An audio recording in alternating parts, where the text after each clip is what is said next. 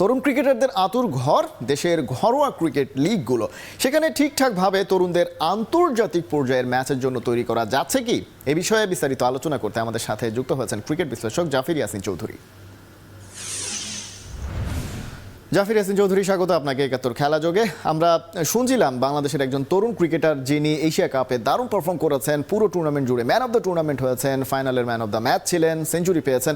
এরকম ক্রিকেটাররা যারা সিনিয়র ক্রিকেটারদের সঙ্গে খেলবেন, সিনিয়র লেভেলে খেলবেন, পার্থক্যটা তো আসলে অনেক বেশি। আমার প্রশ্নটা হচ্ছে যে আমরা সবসময় তো বিশ্বকাপের সময় আলোচনাটা করছিলাম, সেই সময়ে আমরা জানতাম যে 300+ চেজ করার যে বিষয়টা, সেটা ঘরোয়া লিগে খুব একটা হয় না, আন্তর্জাতিক অঙ্গনে গিয়েও সেটা আসলে খুব বেশি দেখা যায় না। যে কারণে এই ধরনের ম্যাচগুলো যেখানে 300 চেজ হচ্ছে ঘরোয়া লিগে, সেটাকে বাংলাদেশের ক্রিকেটের জন্য আসলে সামনে কতটা সুদিন বয়ে আনতে পারে?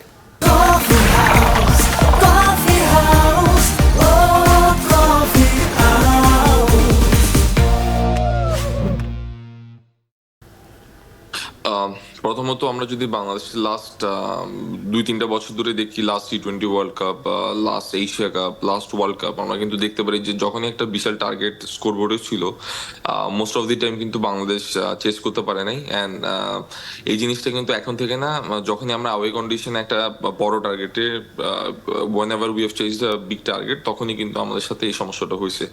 সো প্রথমত I think that's a major problem for us. But হ্যাঁ, এখন যেভাবে আমাদের পিচগুলোকে ডেভেলপ করা হচ্ছে, I think honestly that's incredible. এইভাবে যদি আমরা পিচগুলোকে ডেভেলপ করতে পারি, obviously I am not saying that সবগুলো পিচই হাই স্কোরিং পিচ হওয়া উচিত, but I think if there are some high scoring peaches, যদি আমাদের ব্যাটসম্যানরা ওখানে ব্যাটিং করতে ইউজ টু থাকে at that moment of time, আমরা কিন্তু যখন ইন্টারন্যাশনাল স্টেজে যদি কখনো সেই টাইপের পিচ আসে, আমরা কিন্তু অনেক ইউজ টু থাকবো এবং we can make the score very big. So I think এই যে ছোট ছোট চেঞ্জেস গুলো, এগুলো কিন্তু আমাদের পারফরমেন্সে অনেক বড় বড় একটা ইম্প্যাক্ট রাখে। এবং I believe the way BCB have been developing this things, I think that's incredible. And with players like Shibli coming up, I think তারা যেভাবে আন্ডার-19 ওয়ার্ল্ড কাপটা, এশিয়া কাপটা খেলছে, I think honestly that was incredible.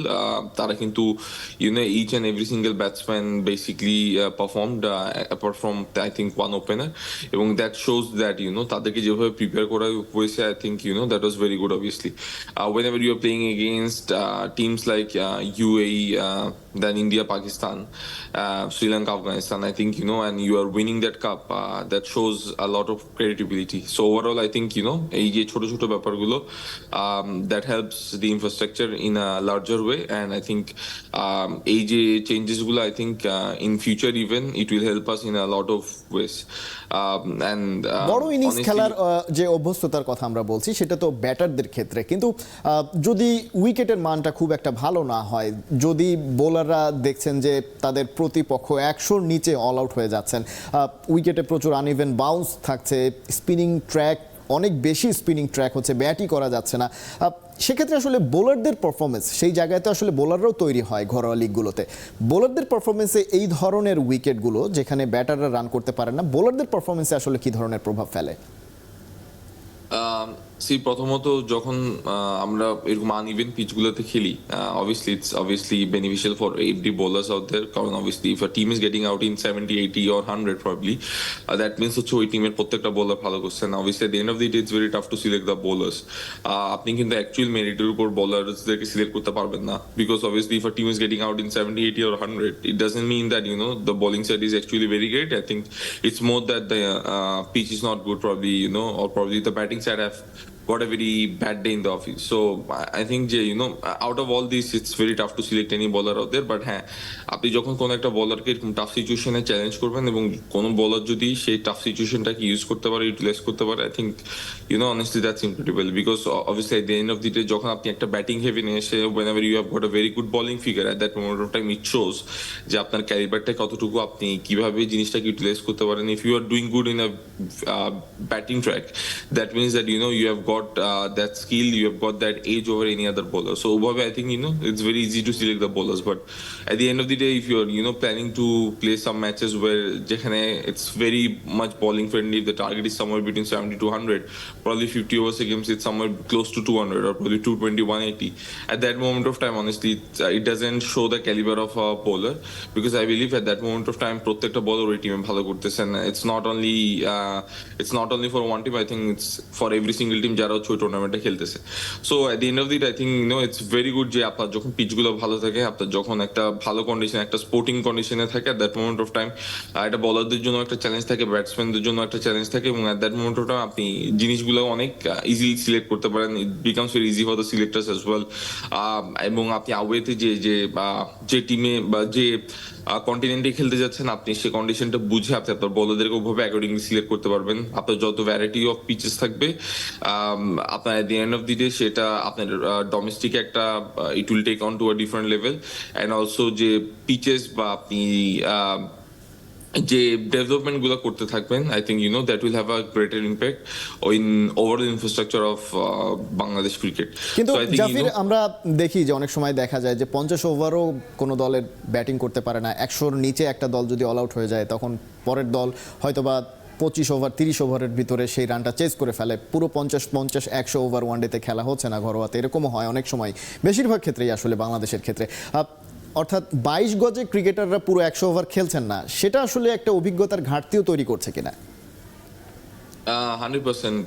এবং I think এই যে আপনার যে অবভিয়াসলি অপিনিয়নটা, আই থিঙ্ক দ্যাট রেজাল্টস যে আমরা লাস্ট এশিয়া কাপ বা ওয়ার্ল্ড কাপ বা টি20 ওয়ার্ল্ড কাপটা কিভাবে খেলছি, অনেস্টলি আমরা যদি ভালো পিচগুলোতে খেলে ইউজ টু না থাকি, আমরা কখনোই একটা বিগার টার্গেট সেট করতে পারবো না. Not playing 100 overs is obviously a disaster at the end of the day. আমরা যদি if you look at the other countries, আমরা যদি ইন্ডিয়ার দিকে তাকাই, ইংল্যান্ডের দিকে তাকাই, আমরা মোস্ট অফ দি টাইম দেখতে পারবো তাদের যে ঘরোয়া লিগগুলো হয় ওখানে কিন্তু most of the time at the 70 to 80% of the time runs কিন্তু it's always for an example in a 20 overs game it's always somewhere between 160 to 180. এবং ওইসব টার্গেটগুলো চেস করতে যখন আসে টিম, তখন ওই he needs to at least face probably 18 to 20 overs somewhere. So এইসব যে চ্যালেঞ্জগুলো থাকে, I think it makes a different environment, it makes আপনার একটা different experience gain করা হয়, and you understand a lot. But obviously at the end of the day, যখন আপনার pitches গুলা it's completely bowling friendly probably, যখন হচ্ছে it's completely different to the other parts of the world, তখন জিনিসগুলো অনেক ইজি হয়ে যায়. আমরা যদি এখন ইন্ডিয়াতে দেখি বা প্রবাবলি আমরা যদি নিউজিল্যান্ড, অস্ট্রেলিয়া, ইংল্যান্ড, পাকিস্তান এইসব কন্ডিশনগুলোকে আমরা যদি দেখি, আমরা দেখতে পারি যে obviously at the end of the day অনেক রানস হয়. ইভেন ইন ইউবি যেখানে আমাদের আন্ডার 19 বয়সটা জিতে গেছে, I think the runs were honestly very decent, because obviously they were playing the under 19 Asia cup. So এইসব যে ছোট ছোট চেঞ্জেস গুলো, লাইক আই সেড, যে this creates a bigger impact. অনেক রানের কথা বলছিলেন আপনি জাফির, কিন্তু আমরা এই সময়ের ক্রিকেটে দেখি যে স্ট্রাইক রেট সীমিত ওভারের ক্রিকেটে অনেক বড় একটা ফ্যাক্ট হয়ে ওঠে. বিরাট কোহলির মতো ব্যাটারেরও পর্যন্ত সমালোচনা হয় যে 150+ স্ট্রাইক রেটে ব্যাটিং টি20তে করতে না পারলে তাকে আসলে অনেক বেশি সমালোচনার শিকার হতে হয়. বিরাট কোহলিকে সামনে টি20 ওয়ার্ল্ড কাপেও খেলানো হবে কিনা সেটা নিয়েও আলোচনা শুরু হয়েছে, যে কারণে বাংলাদেশের ব্যাটাররা আসলে সেই 150 স্ট্রাইক রেটের সেই ক্রিকেট থেকে আসলে কতটা পিছিয়ে আছে? প্রথমত টি20তে এনি শর্টার ফর্মেটে I think strike rate is one of the most important thing. আপনার স্ট্রাইক রেট একটা হাই ইয়েতে মেনটেন করা, I think it's very important. But আমরা যদি বিরাট কোহলির কথা বলি, বিরাট কোহলির যে রোলটা থাকে টিমের মধ্যে, I think it's more about taking the game forward, ইনিংসটাকে একটু লম্বা করে এবং একটু kind of anchor role play করে. এবং the way Virat Kohli plays, I think it's important for Indian cricket team, and also it's very important for Royal Challengers Bangalore. যখনই সে খেলতেছে, he tries to make sure that he makes the innings as big as possible. So the type of role he plays, I think whatever strike rate he I don't have an issue with that. এবং আমি বিশ্বাস করি বিরাট কোহলি টাইপের যে প্লেয়াররা আছে, I think they should be in every single team. That helps the team in a larger way. But at the end of the day, apart from 1-2 players in the team, I think it's very important যে বাকি যারা প্লেয়াররা আছে তারা যেন ওভাবে তাদের ইনিংসটাকে with a bigger strike rate they can make it big. Otherwise it doesn't make a good impact in the team. For an example, আমরা যদি রিসেন্টলি ওয়েস্ট ইন্ডিজ ভার্সেস ইংল্যান্ডের T20 সিরিজটা দেখি, ওইখানে কিন্তু টার্গেট অনেক বড় এবং সেই টার্গেটগুলো চেজও হয়েছে।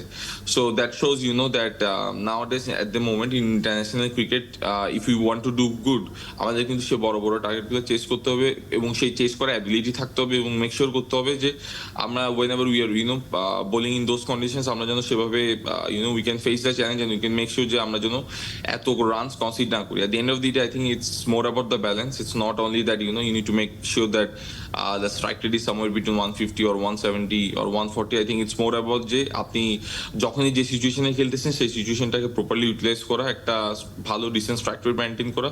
স্পেশালি T20 ফরম্যাটে সামটাইমস আপনার টিম আপনার থেকে 250 স্ট্রাইক রেট ডিমান্ড করবে, সামটাইমস আপনার টিম আপনার থেকে 120 130 স্ট্রাইক রেট ডিমান্ড করবে। I think it's more about যে at that moment of time কি ডিমান্ড পিচের বা কি ডিমান্ড কন্ডিশনে বা কি ডিমান্ড টিমের। অর্থাৎ ম্যাচ সিচুয়েশন বুঝে আসলে ব্যাটিংটা করতে হবে, সেটা যে কোনো ফরম্যাটেই হোক। এবং বাংলাদেশের ক্রিকেটে ঘরোয়া লিগগুলো যেখানে আসলে তরুণ ক্রিকেটাররা তৈরি হচ্ছে আন্তর্জাতিক ক্রিকেটের জন্য, সেই জায়গায় আসলে ট্রু উইকেট বা বিভিন্ন ধরনের উইকেটে খেলে অভ্যস্ত করাটা সামনের দিনগুলোতে আমরা আসলে প্রত্যাশা করতে চাই যে বিসিবি যে উদ্যোগটা নিয়েছে অ্যাটলিস্ট সেই জায়গাগুলো সামনে কন্টিনিউ করে।